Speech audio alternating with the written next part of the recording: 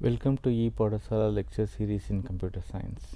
So we are going to discuss today about the combinatorial optimization problems. We are going to discuss about how to apply the brute force technique for combinatorial optimization problems. In particular, we are going to talk about 4 problems today. They are 15 puzzle game, 8 queens problem, knapsack problem, and assignment problem. In module 7 we discussed about the brute force technique. You can recollect that brute force technique is a straightforward approach based on the problem statement and the definition of the concepts involved. I was telling you that there is no specific strategy in brute force technique. We simply go through the problem statement and the definitions, and we are going to apply some sort of strategies to find all solutions in a brutal manner. I was also telling you some of the advantages and weaknesses of this kind of approach. The strength I can recollect or the wide applicability, in the sense that brute force technique is not limited to certain domains. We can apply to almost all sorts of problems in different domains, simplicity involved, and also we can get some reasonably good algorithms for some important problems. Also, we can use the design as a comparison framework. We can use the algorithms that are designed using the brute force technique as a benchmark for comparison purposes. There are certain weaknesses. We discussed about all the things in module 7. I just want to recollect some of those details. Some of the weaknesses are: it rarely gives efficient algorithms, and also it is not very constructive or creative as some other design techniques. So today we are going to apply the brute force technique for certain combinatorial problems. What is a combinatorial problem? Combinatorial problems are those problems that use combinatorial structures. What are combinatorial structures? Combinatorial structures are sets, trees, graphs, permutations, and the Catalan families. In other words, we are trying to generate some sort of combinatorial structures. That means we are going to enumerate these structures and we are planning to solve the given problems. Combinatorial problems may also be a combinatorial optimization problem. What is a optimization problems? As the name suggests, these problems require optimal solutions. The structure of an optimal problem is like this. We should have some sort of an objective function. The objective of an application may be a profit, work minimization, or it can be a time factor. So combinatorial optimization problems do have an objective function, and we should have some sort of a feasibility criteria so that the solutions can satisfy these sort of things. Then you have a solution space. Solution space involves all possible solutions. These solutions are called feasible solutions. These are also called as candidate solutions, and you have some sort of an extremum requirement. Extremum is often maximization or minimizations. So the feasible solution that satisfies this sort of extremum requirement is called an optimal solutions. In other words, a problem can have multiple solutions called feasible solutions, and the solution that satisfies the extremum requirement and at the same time satisfying the feasibility criteria and at the same time maximize or minimize the given objective function is what we are calling as the optimal solutions. This is the general framework of obtaining the optimal solutions. So, given a problem, we just look to generate all possible combinatorial structures that represent all feasible solutions. In other words, we are going to list out all the candidate solutions of the given problem, and once the solutions are generated, then we are going to search for the best solution among the generated feasible solutions with respect to the feasibility criteria, extremum requirement and the given objective functions. This is the kind of general framework we have. When we apply this sort of brutal approach for combinatorial problems by generating all solutions, it often leads to some sort of an exhaustive search. Exhaustive search is nothing but a brute force technique that is normally used for solving the combinatorial optimization problems. So, in exhaustive search, as specified in the general framework, we are going to generate all possible solutions of the given problem.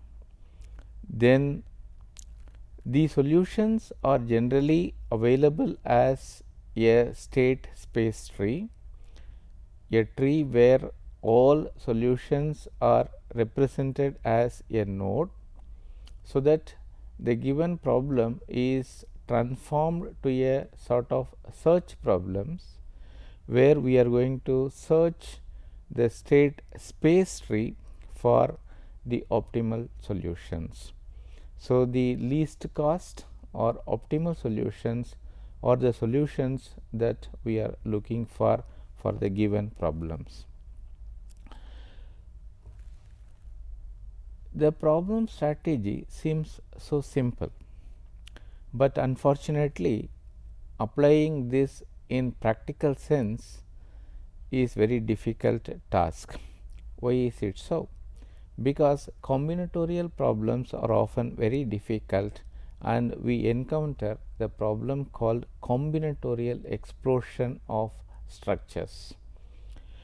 In other words, theoretically the solution is very simple, but practically it can't be applied. I can give you a small example. Let us assume that we are going to design a program for testing a binary bit. Let us imagine that the problem task is to test a criteria that involves the binary bit. Suppose if the bit is a single bit, then I require two inputs to test the program.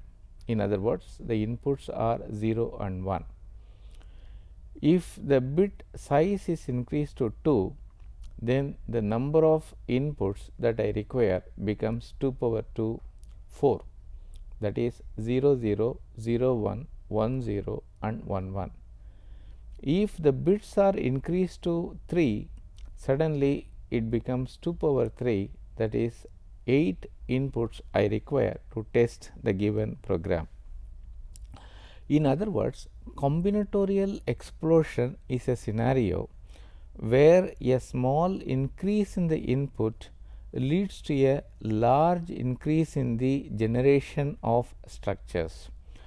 You can observe here in this particular table where the unit rise in the input leads to a large explosion in the output. Suppose if the number of bits becomes 1000, then 2 power 1000 inputs needs to be processed. As n tends to go towards infinity, the number of outputs becomes extremely larger and finding solutions becomes very difficult. This sort of scenario is what we are calling as the combinatorial explosion that often makes the problem difficult to solve. These problems are called the exponential problems.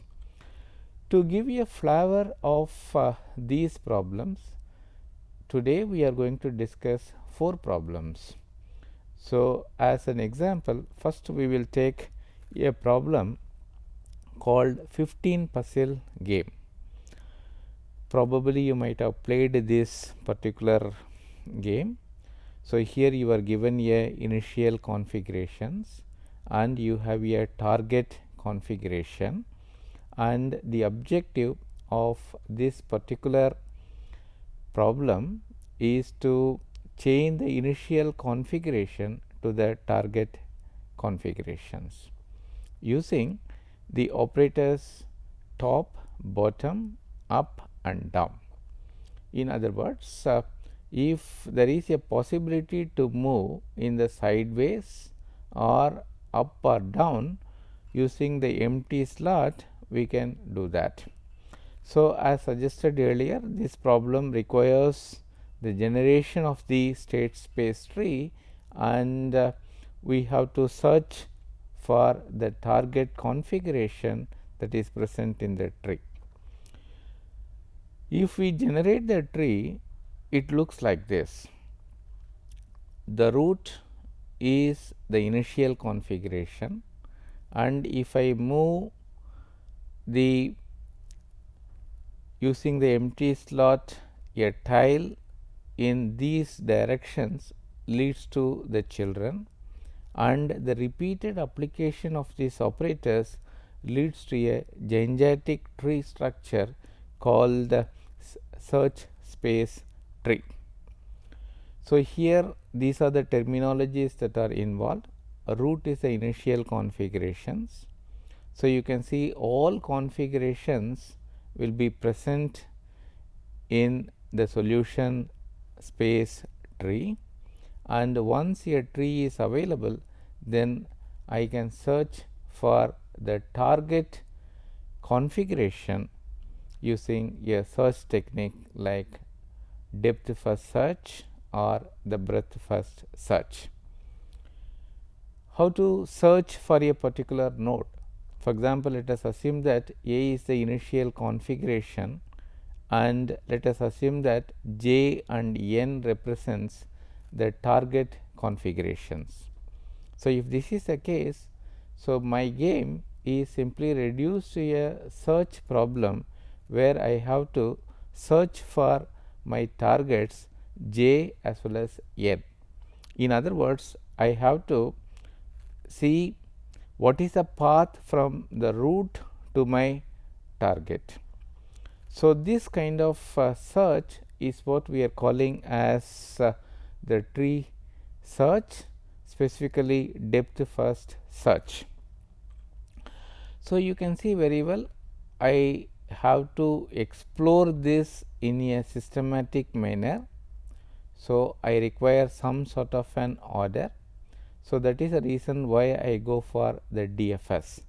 In DFS, what I will try to do is I will start from the node and I will just go to the depth searching for all the nodes, and once I reach a dead end, then if I do not have provision to go forward, then I will backtrack and then I will search in the alternative manner.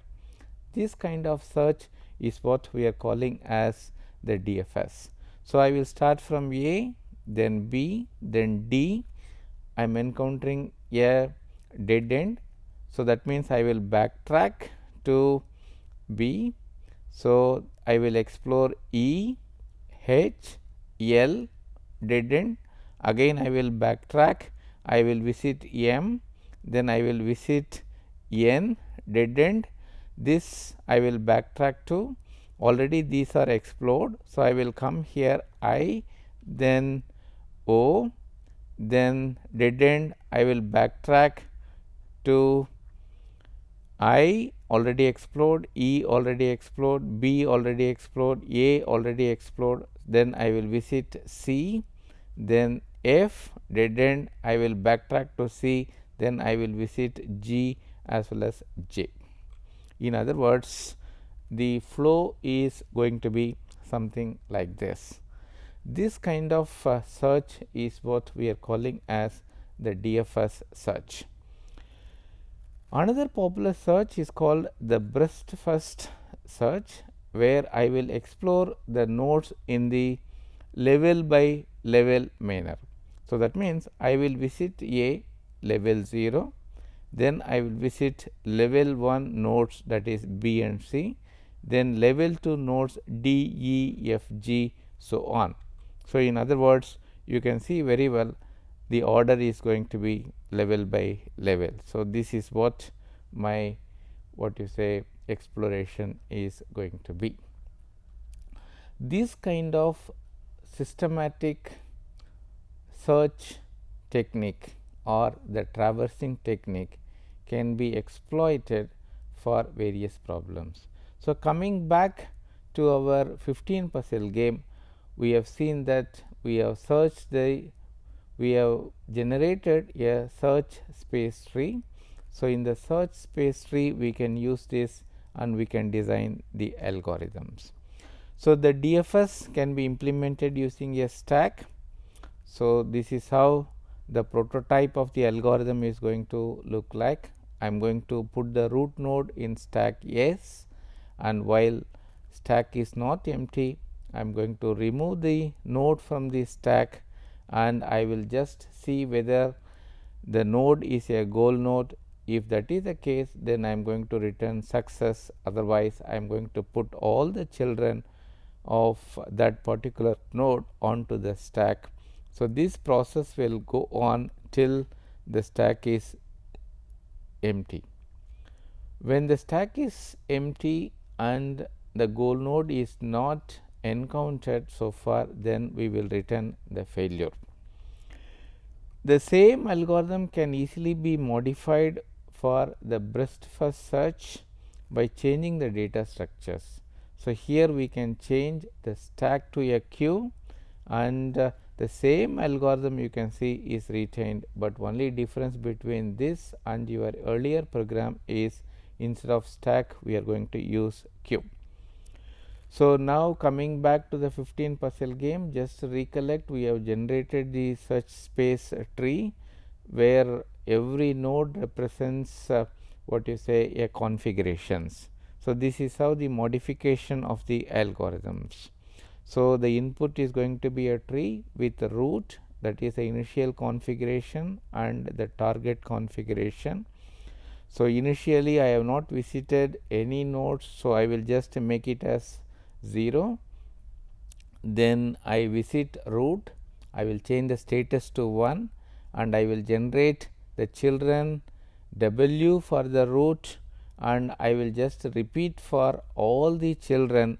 So, I will just check whether the node is visited. If it is not visited and if it is not a goal node, then I am going to invoke the DFS, and DFS is going to be invoked, and this process is going to be repeated till either the goal node is obtained or the procedure results in a failure. This kind of algorithm is what you will design for the 15 puzzle game. Practically, it is difficult to implement because the complexity of this algorithm is very vast. So, that means the algorithm needs to explore 16 factorial configurations.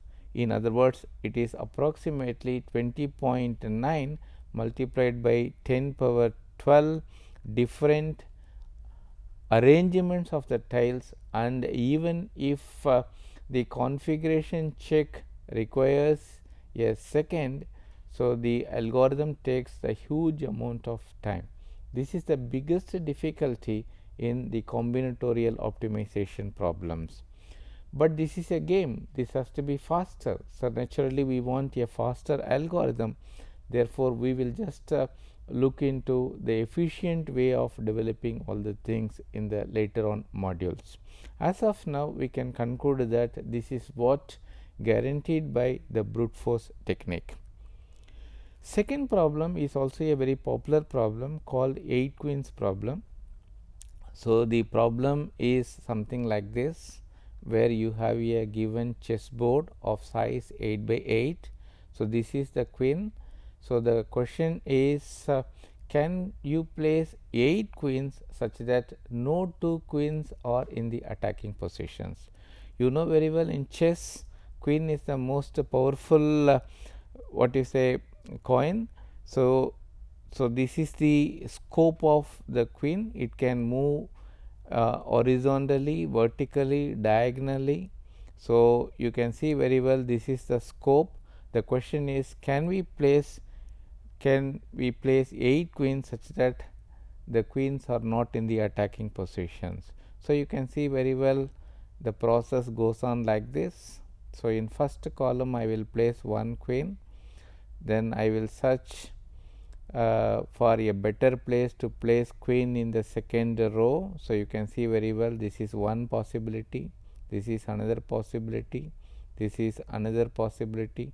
So, like that I will just keep on doing that, and hopefully if it is not possible, then we will backtrack and then we will again start everything fresh. So, this is how things will go. So, informally the algorithm for this is going to be like this. So, in step 1 I am going to try all possible combinations, and in all combinations I will check whether the queens are in the attacking position or not.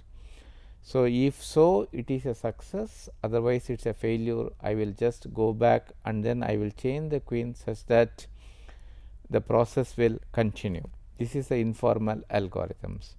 This is the formal algorithm for 8 queens problem. You can see very well we are going to generate a configuration like this as a solution, and if the solution is correct, that means if the queens are not in the attacking positions, then we will print the solutions, otherwise we will simply go and explore the other possibilities. Again, you can see very well the complexity analysis is a difficult task, because the board has got 64 tiles, 8 queens needs to be placed. In other words, this requires the possible selection of 64 C8 choices. You can see that the number of choices that needs to be made is very huge. In other words, if the number of tiles or the queens increase, the number of choices becomes very difficult. This is also one of the most difficult combinatorial problems that we encounter in algorithm study.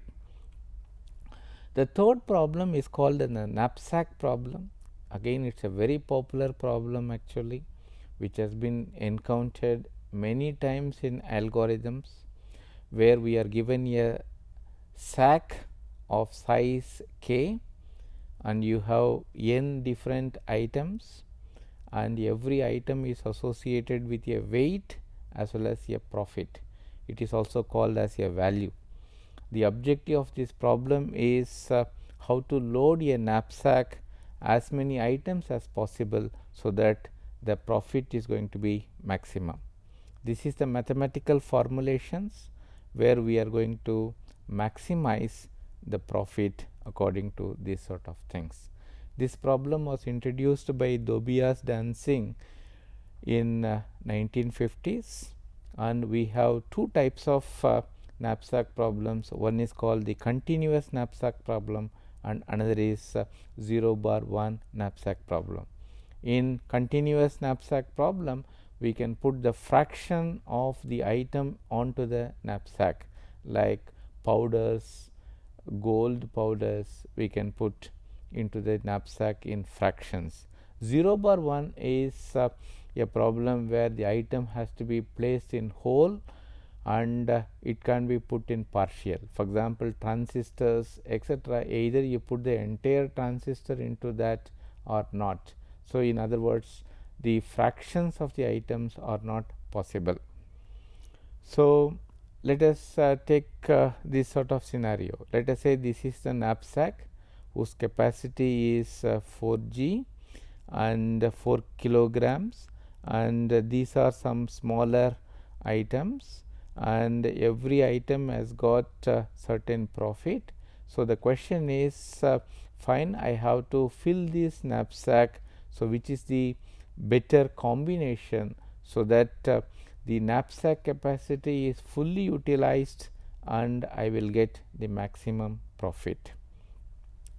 So, the informally the algorithm is going to be like this. So, I have to generate all possible subsets of the n items. So, that means 2 power n subsets are possible for n items. In other words, in this combinatorial problem, we are going to use the set as a combinatorial structure. So, I am going to generate a binary string of length for all these subsets, and if the item can be put onto the knapsack, means the binary bit is going to be 1, otherwise it is going to be 0.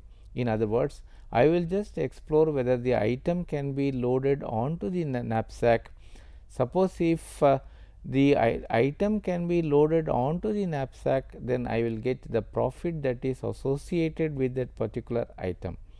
And finally, I will just check the profit, and this I will repeat for all 2 power n subsets, and I will find out which combinations will give me the maximum profit, and the combination that gives the maximum profit is what we are calling as the optimal solutions.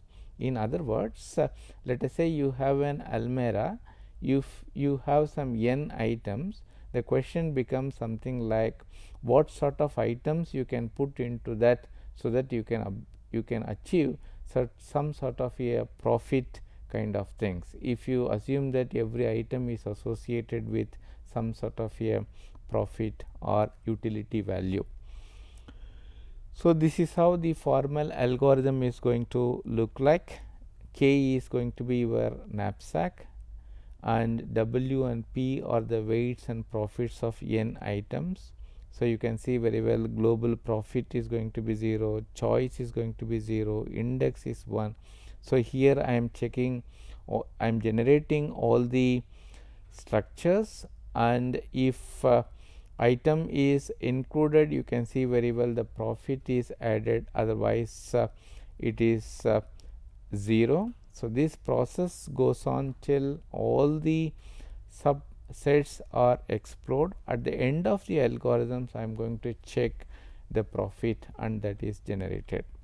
So, for 3 items, the possible solutions are 1, 2, so 3, 1, 2, 1, 3, 2, 3, 1, 2, 3, etc., etc. Again, the complexity analysis is going to be order of n to power n. Similarly, you have the assignment problem where you have to assign a job to the worker, and that involves some sort of a cost. For example, let us say there are 3 persons, 3 jobs, and let us say if the jobs 1 to 3 is allotted to these 3 persons, then I will get the profit of 3 plus 3 plus 2. Again, this problem involves generation of all possible assignments like this, and you can see very well out of all the things the maximum profit is 19, and that is associated with the assignments like 132 or 231. In other words, this is the informal algorithms, and this is what the formal algorithm, where all the assignments are carried out along with the cost, and finally the least cost solution is preferred.